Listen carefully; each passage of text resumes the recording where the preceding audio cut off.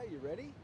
He's a movie star and an Oscar-winning director, but Robert Redford is also a passionate environmentalist, and he and his filmmaker son Jamie were in Washington to promote their new documentary called Watershed. As the Wild West was tamed, so were the waters of the Colorado River basin. Watershed focuses on the Colorado River system that supplies most of America's West with its water. The Redfords want the film to serve as a warning that the river basin is dangerously overstressed and at risk of drying up. With populations in the region expected to reach 50 million by 2050, temperatures rising and precipitation patterns becoming more erratic, demand will outpace supply unless we embrace a new water ethic, one that questions not only how we use water, but how it affects the world around us. The watershed issue is something that's happening all over the world, where the need for water is greater than the amount of water to provide for it. And I think we're picking the Colorado River as an example of what's going on with watershed all over the world, and trying to focus on that and draw attention to it.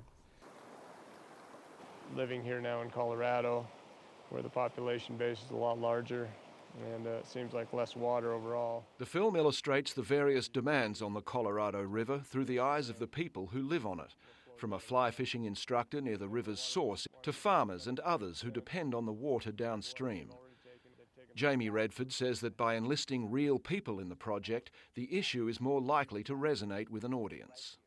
It was pretty clear from our point of view that what we wanted to do was specifically focus on people, and we wanted to take a positive look at what is a challenging situation. And so in that regard, we found characters up and down the river from the headwaters all the way out to the Colorado Delta in Mexico that are fighting to make a difference and are making a difference and set an example of what you can do when you take action in a positive manner. You've got 30 million people dependent on that water source, and a lot of that dependency is urban, renewal, booming metropolitan cities.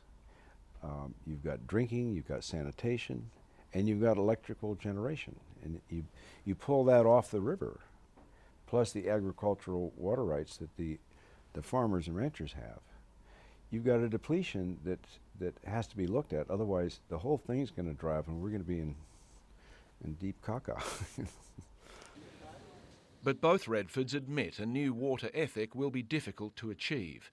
They're disappointed by the deep divisions over energy policy in Washington and say real change has to come from the public at large.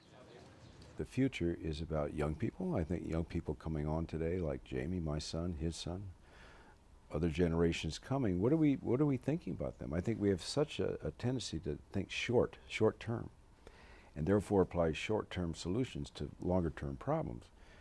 We're just not going to get there unless that changes. And so for me, it's a reform that's needed. I was really shocked that the Colorado River does not reach its delta. And I knew that there were dams, but I thought that people made minor changes without interfering with the river as a whole. And I had no idea that it was all gone before it reached where it should go.